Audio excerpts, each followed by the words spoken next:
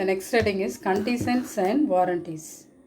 A stipulation in a contract of sale with reference to goods may be a condition or a warranty. Stipulation in a contract of sale with reference to goods. Condition. A condition is a stipulation which is essential to the main purpose of contract. It is core to the contract. The non-fulfillment of the conditions cancel the very contract. Example, A intend to buy a motorbike from B. A insists that the bike should give him a mileage of 50 km per liter. He preferred to have red color bike.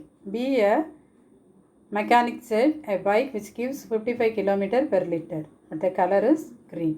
In this case, A cannot cancel the contract since A is very particular about the mileage.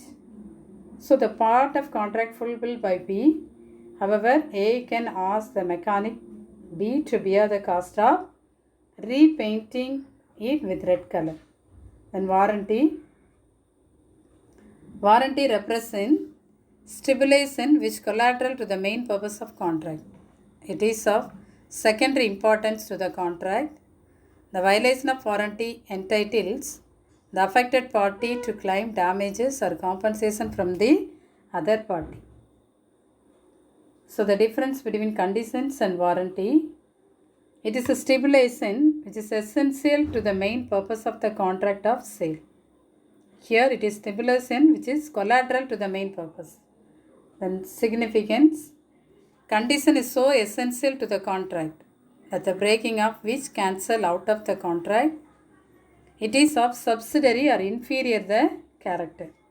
Then transfer of ownership. The ownership on goods cannot be transferred without fulfilling the conditions. But ownership on goods can be transferred on the buyer without fulfilling the warranty. Remedy. In case of breach of contract, the affected party can cancel the contract and claim damages. But in case of breach of warranty, the affected party cannot cancel the contract but can claim damages only. Treatment. Breach of conditions may be treated as a breach of warranty. Breach of warranty cannot be treated as a breach of conditions. Then implied conditions and warranties. In every contract of sale, there are certain expressed and implied conditions.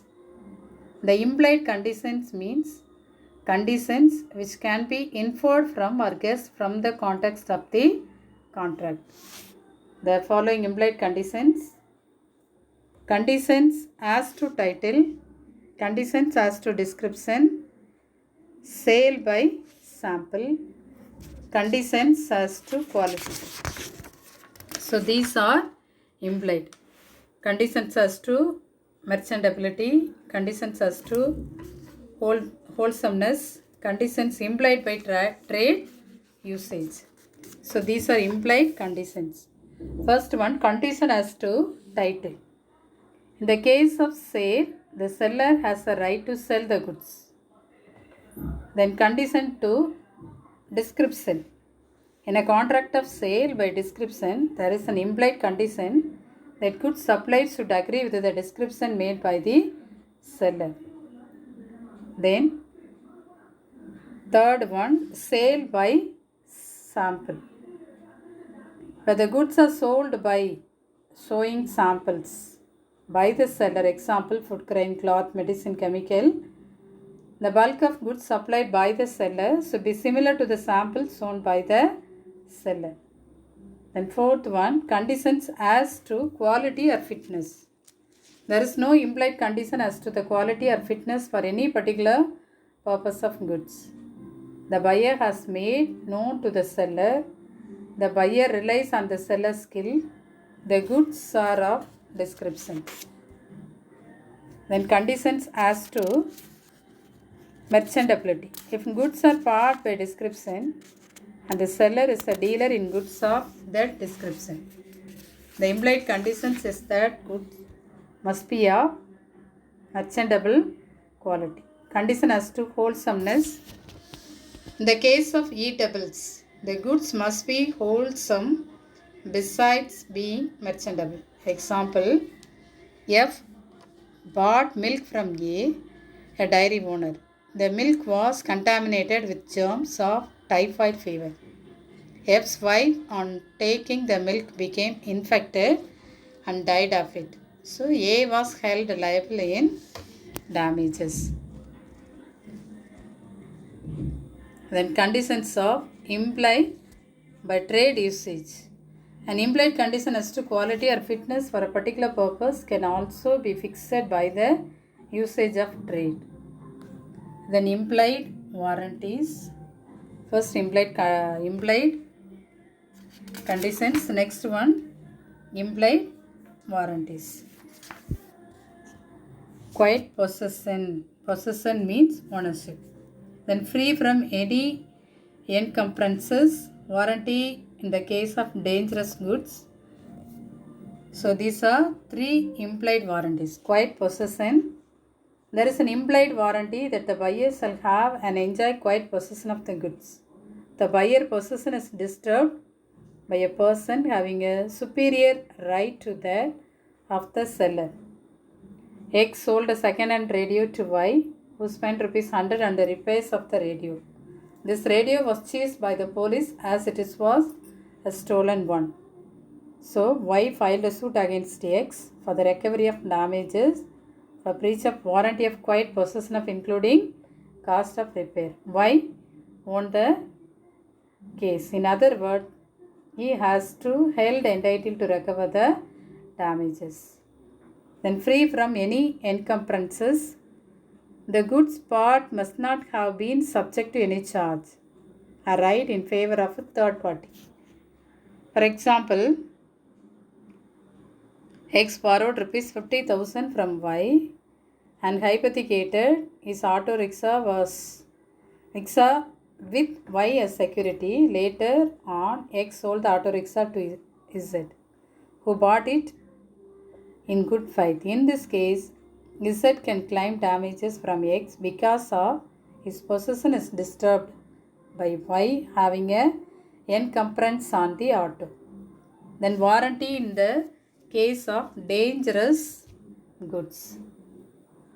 Where the seller knows that the goods he is selling are dangerous or likely to be dangerous to the buyer and the buyer is ignorant of the danger.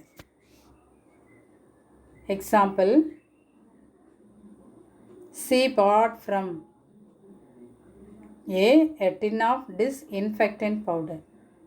A know that the lid of the tin was defective and that it was opened without special care. It might be dangerous. Yet A did not want C. C opened the tin in the usual way, whereupon the powder flew into her eyes, causing injury. Held that A was liable in damage to C, as he should warn C of the probable danger. Then, unpaid seller. Rights of unpaid seller. A seller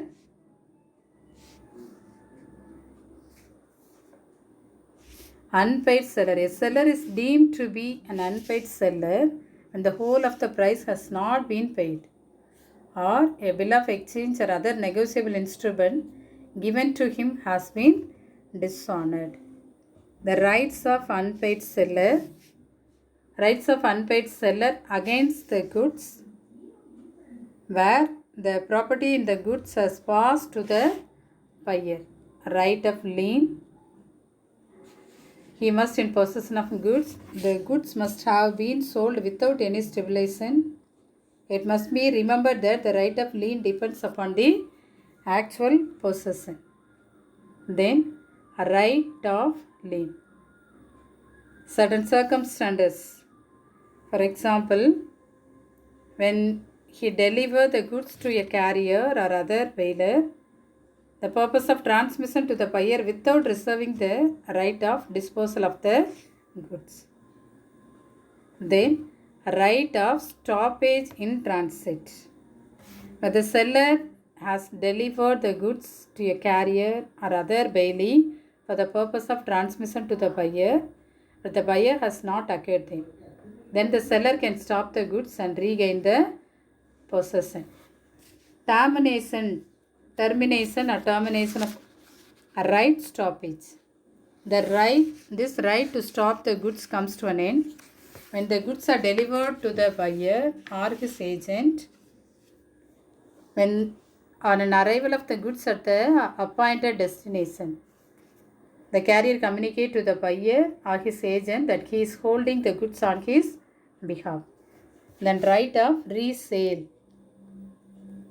The unpaid seller can resell the goods where they are of perishable nature after exercising his rights of lien or stoppage in transit, even though he has given intimation to the buyer of his intention to sell.